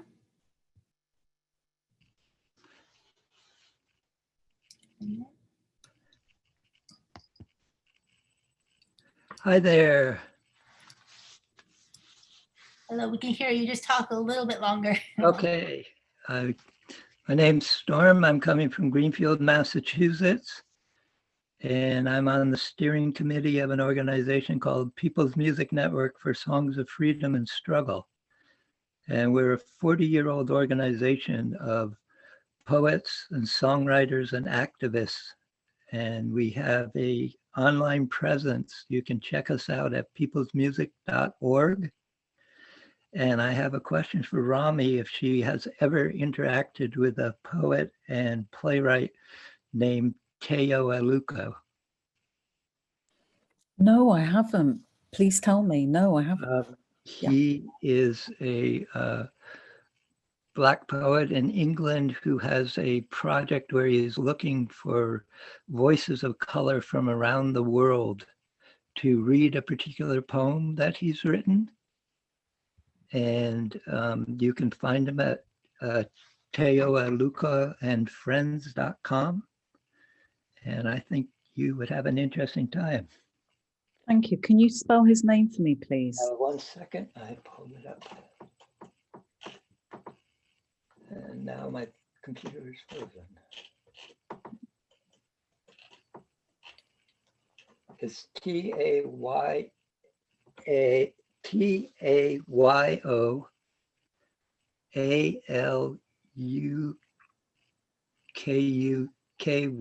I believe. Thanks very much. Thank you. Oh, here it is. Tayalukyo.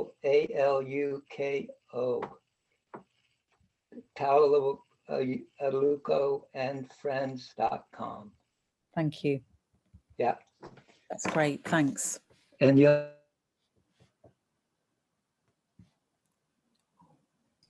Oh, Storm, you know what? You're frozen. We heard the name and the website, though, just enough time. We'll come back to you, Storm, if your internet comes back. All right, does anyone else want to jump in? Come on camera. Getting a lot of great comments. It's a beautiful evening, definitely, yes.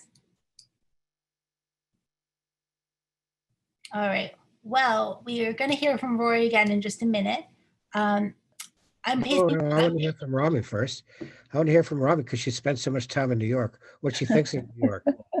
Oh, well, I love New York. New York is like another home for me, and I think of it as a spiritual home, and just some extraordinary people there that I love, and that you know, it's a place where I think, and it's informed my writing. I've spent some time at the Schomburg Center for Research in Black Culture, and I also spoke there as part of its Women and Jazz Festival back in 2017. I was really honored. And I also, throughout stages of doing my PhD across the 5 years that I've been studying, I've lived in the city for chunks of time. So that has meant that I've got a sensation of what it is not to be a tourist anymore, to kind of get a sense of sort of being there day to day and traversing the city. I think it's an extraordinary city, and I love it for all kinds of reasons. I have a connection with the with CUNY, and again, it's been really important to me as a space. Certainly psychically, it's been very important to me as a space in terms of both my creative writing, but also my academic writing. So, yeah.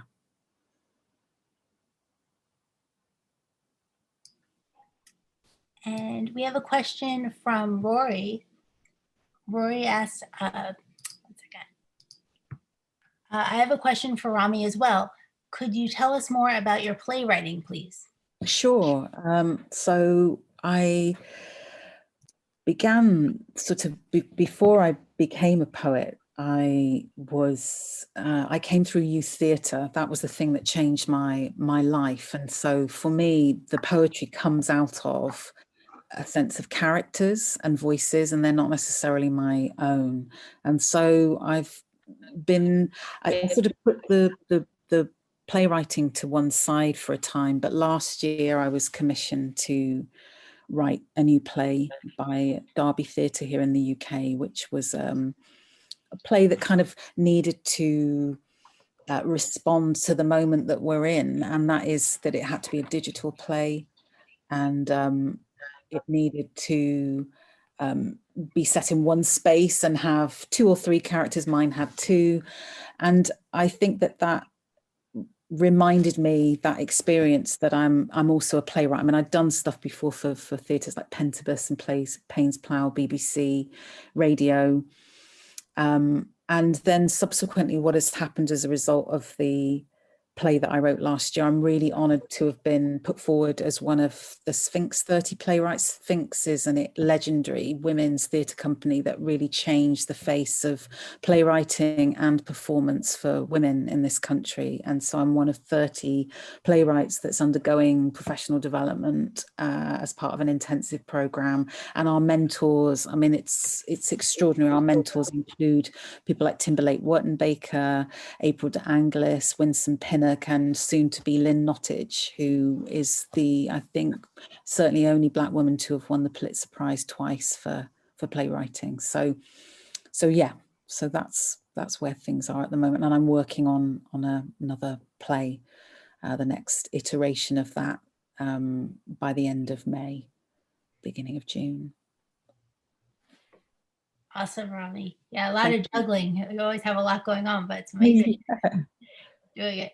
I think everything teaches everything else. I don't know about how everybody else. I mean, I throw that question out to everybody else. I mean, I think often as makers of work, we are often multitaskers of things, and one thing teaches the other, and it's keeping the things in symbiosis and not allowing anything to become overwhelmed. But I think certainly my teaching informs my playwriting, informs my poetry, my study informs my playwriting and also my poetry, and that idea of thinking deeply. I don't know about anybody else, George, Rorie, Deborah, Caitlin. I can definitely agree. Absolutely. And yeah, I'm a painter, but I get so inspired by these events. Absolutely. You know, there is a lot of commonality there. And also just being around poets, being around people who look at the world similarly is a beautiful thing. Very fortunate that way. I'm definitely inspired by what I read, whether it's, you know, I've worked feminist philosophy into my work, and just, you know, a whole poem out of that Rebecca Solnit quote that was haunting me. That's where I find my inspiration. Yes. And we have a question for Deborah and Rommi, but I'm going to have you answer it first, Deborah. It's from Diggy Cat. Diggy says, do either of you have audiobooks out of your poetry? This would be great for radio airplay. No, I don't, but that's a great idea. Definitely is. And how about you, Rommi? I think it's a wonderful idea. I do have a CD that I recorded many years ago now, and this is probably around the time or a similar time that I first encountered George's work. That's a CD that comes with a book called Movable Type. The next collection of poems will have audio attached, because that work is an engagement with jazz and blues, which is the thing that has brought me to New York. Yes, there's a lot in the chat. Everyone's saying they're, you know, enjoying listening to it. And again, they're closing their eyes. Like, it's definitely something to look into for both of you, really. What we need is a station that'll program it. You know, because people have CDs, but it's getting, you know, whether it's BAI or I don't know what BBC is, more eclectic than what we have in American radio programming. But we need more venues for spoken word, especially spoken word with musical accompaniment. I've also heard of people going on our YouTube channel and sort of using our playlist there while they're jogging and things. They have it in their headphones, because you don't really have to look at everything to enjoy, you know, people reading. All right, does anyone else want to come on camera and ask their questions? Give everyone a minute.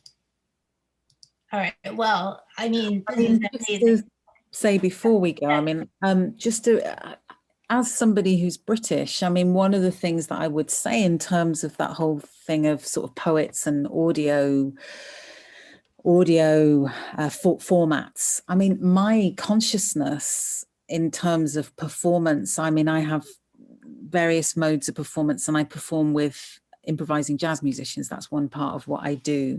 And certainly the inspirations for that work are people like Gil Scott-Heron, but also latterly people like Ursula Rucker and the work she was doing with For Hero that sort of started back in the 90s. And then other figures like Dana Bryant, who was certainly at the time when I became aware of her work, I think she was based or coming out of New York. So my awareness of spoken word and its fusion with music or poetry and music certainly is always, when I think of it, is American. And I think particularly East Coast, you know, Philadelphia, New York.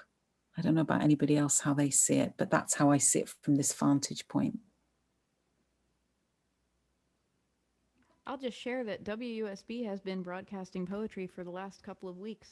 And I kind of lucked into it. I think I mentioned I've been doing this poetry corner thing. I was filling in for someone on WUSB as a host, which is our local station here, Stony Brook College radio station. And my friend, who is kind of running the station right now from his at-home studio, has started actually syndicating Poetry Corner. He's been putting it on a Tuesday morning show. So it's kind of cool, you know, poetry, and I've tried to really focus on local Long Island poets, but not exclusively, is going out across the airwaves right now, and it's just like a big, beautiful accident. But it goes to show that people are more excited about this stuff than we think sometimes. Sometimes we don't assume that it will play to the public, but it does. People are psyched about it. I've had a radio show at Stony Brook. I've had a radio show at Adelphi. I don't know if we have the radio host from Hofstra who does a poetry show here tonight, but there are the universities, the local universities. From time to time we get programming, but it's not the same. It's not the same as typically. It's, you know, you invite a poet to come and perform and read during that half hour that you get, and it's a Thursday afternoon at 5:30. You know, so it's sometimes it's good, sometimes it's not, but it's not the same as tuning into WQXR, and QXR has as part of its programming, you know, major station that's known nationally as part of its programming, you know, Jane Cortez, Yes. Scott Heron, right? Yeah. I mean, you don't get that, and there's plenty of CDs. Look like. Right May here. I chime in? I've got it right here. I am here, George. Yeah, go ahead. Yeah, may I chime in? He just mentioned my show. Thank you, George, for mentioning that. So Yeah, how are you? very good. So Calliope's Corner also on Thursdays now at 3:30. But I have to agree with what you just said, George. These are specialty shows, narrow casted shows that are for a targeted audience. And if the targeted audience doesn't know to tune in at that time, I think now podcasting has allowed more of that to become more mainstream, but you're right. It's not something that's integrated into what we are so more familiar with, the broadcasted radio show where someone spins a song, then spins a spoken word piece, and then spins a piece of poetry. So it's a unique thing. And WSB's been around a long time. I know, George, you were there, and it was just mentioned also in a few other stations. But you know, it's fun to do, and most of us that are doing it on the college level, we're all volunteers. We're having fun doing what we love to do, which is hear, listen, and write and share what we're doing tonight, you know, same type of thing. So I just wanted to chime in there because you were talking about the radio shows, which is my gig. So Right, I had to bring good job. Yeah, you did a good job with it. Thanks So so much. It was a wonderful night. until poetry is considered part of classical repertory, programmers at classical stations or jazz stations won't include spoken word into their programming. And it should be. There should be a repertory, just as there should be repertory theater for spoken word poetry. Anyway, that's a big task. That's a major act of architecture to develop the environment that we work in. I might also add, as someone who's promoting events, poetry reading events, sometimes I tell people and they say, oh, I could never, I don't know enough about poetry. I couldn't go to these events. And it's like, you don't need to know anything to join in. You just need to come with an open mind and listen. And same thing for art exhibits. People feel intimidated, but I really think that now that we have these virtual events, a lot of people, they can hide their face and they can just listen. And I think it's really opening up a huge audience that we may never have reached here. And just, so many places are going virtual and it's not intimidating. It's an amazing thing, really. All right, so does anyone else want to jump in? Not giving you enough time, I think you should, so I'm gonna give you a second.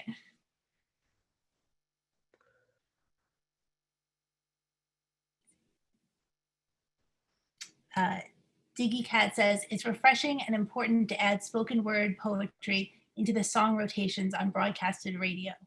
That's definitely true. We actually have a poet with us, and she had CDs of her work. Mary C.M. Phillips, she's a local poet, and I'm lucky enough to have one of them. And it is an amazing thing. It's another way of collecting poetry too, is you can bond with that poet and feel like an intimate connection with them by listening to it rather than just reading it. All right, I think everyone's speechless now, but you can come back at the end too. I just want to go to Rorie now. She's all set and ready to go for us. So Rorie, back to you. Hi, everyone. So I'm gonna do a little poetry corner interlude. I think I mentioned I've just been having a little poetry renaissance since quarantine started, and I started live streaming, and it's taking off, and it's so exciting because I used to be a full-time bar musician, which obviously disappeared around this time last year, and I couldn't do the kind of cool, weird, artsy stuff I'm doing with poetry at happy hour in a bar, and I'm so excited that I've gotten to do it.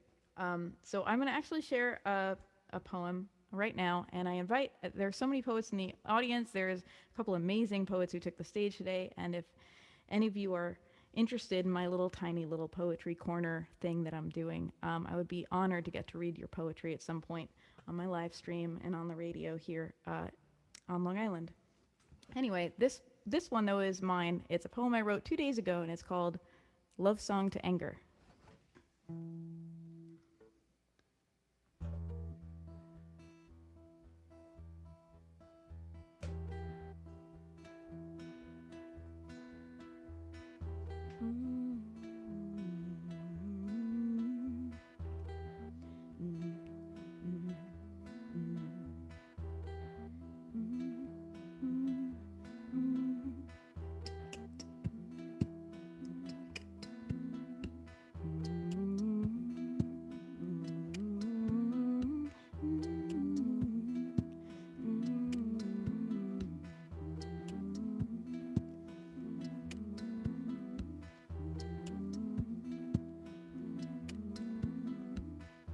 Love Song to Anger.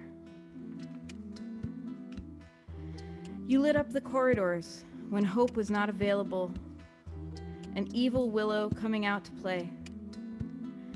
I covered you in camouflage, my shame over having you so great that I mislabeled you anything else. I channeled you into debt and bad decisions, channeled you into crappy food from 7-Eleven. What if I had thought harder about your potential instead of using you to beat on myself? What if I let you create cold, hard change, or asked you what you wanted, a thing I'm still not doing? You're mad at me for holding so tight to my shame that it poisons my body, and you're right. You're mad at me for backing away from confrontation and letting my safety be a question mark. You're mad at me for always interrupting my own thoughts and feelings instead of just telling someone to please wait their turn. You're mad at me for freezing in silence, for whispering yes instead of slamming the phone down, confessing my pain as if it were a sin and expecting to do penance for having feelings. You're mad at me for staying too long every time but the first time, and you're right as rain about it all. For allowing shame and doubt from others' misinterpretations to be affixed to my body in gross, clinging strands. For hating so much to be underestimated, yet honoring those who did as if I owed them the respect they showed me not. You are right, and I should follow you wherever you're going, even if I don't know if I'm ever coming out. Because I'm the one who let me down, and you're the one who tried to stand back up. I'm the one who shoved you down, afraid of what they'd think. And I can so clearly see why you'd be furious with me. Yet I'm the one who lets myself get harmed repeatedly, applying the bare minimum of care, skipping out on long rests, making do with a shoestring and 100 workarounds. If one of us should be trusted with me, it's plain to see it isn't me. So I will try to listen and repair these rifts.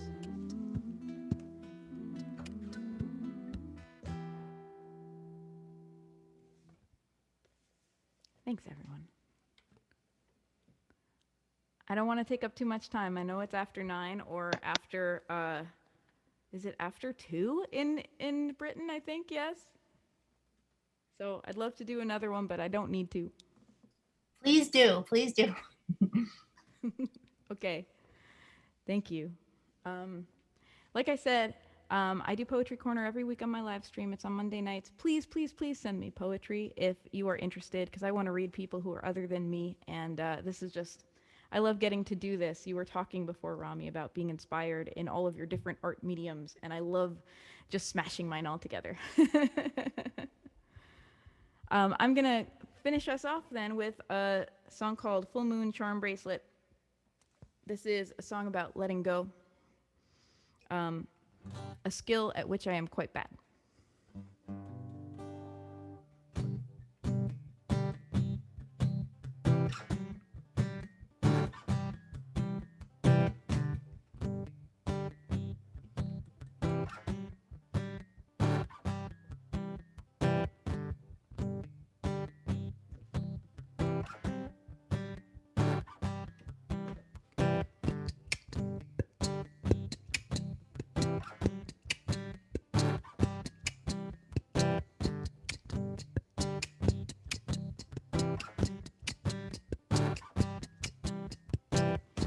This on a bracelet, because the charm is just a memory. Now I have had all I can take of suffering and sacrifice. Now I am not helping one single being when I kill myself out. I am not doing myself a service when I push it all down.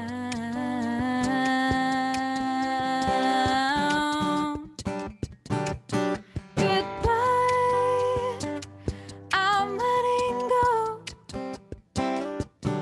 Help me be brave, 'cause I don't know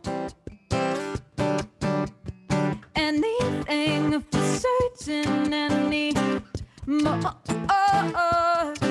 But I know some things are worth it, feeling scared for. I'm letting go, I'm letting go, I'm letting go.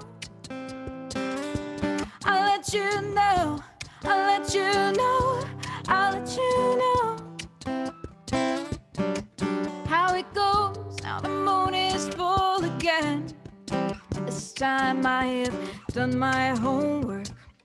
Seems like I am always saying no, but at the end of the day, I don't know how to say just what it is I want to throw away, or what I will replace it with.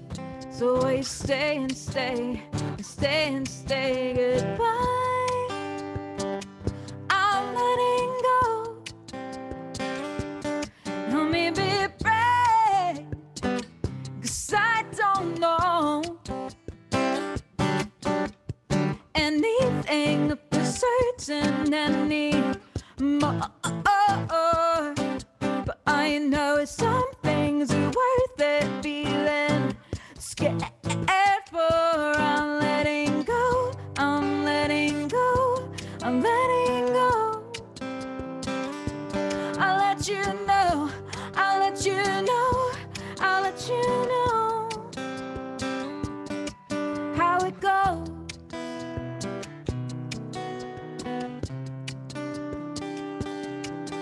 Goodbye, ooh. Goodbye, ooh. Goodbye to the anxious feeling that I have to be predictable, comprehensible to everybody but me. Goodbye to believing overwork is the only way to get there. I am living at a deficit. Goodbye to believing I'll be free in 1 more year, 12 more months, biding time until the stories get thin enough to let me out. Magic moments never come, so fine, I'll make the magic myself. Goodbye, I'm letting go. Help me be brave, 'cause I don't know anything for certain anymore. But I know some things are worth it feeling scared for. I'm letting go, I'm letting go, I'm letting go. I'll let you know, I'll let you know, I'll let you know how it goes. Incredible, Rorie. Rorie, is that from the new album? Yes, it is. It's the first track on the new album, actually. Oh, awesome. You're giving us a taste of that. Now we have to go check it out for sure. Right. My evil plan is working. Yes, I know. Getting us hooked, right? Exactly. And finally, we can give our big round of applause for Rorie Kelly, if everyone wants to unmute for just a moment. Thank you, guys. And thank you, Rorie. That's an amazing opportunity that you're offering too. There. Oh, I like, it's an opportunity to me, you know, it's a beautiful thing. It's when people like let me read their poems in my own kind of weird loopy way. It feels like a precious gift. And someone reached out and said, how can we contact you? My name is my email. It's rorie@roriekelly.com. So not so hard to remember as long as you take a look and spell. It's Rorie. And yeah, I would absolutely love to be reading your poetry on the air. It would be an honor for me. Awesome. Thank you so much, Rorie.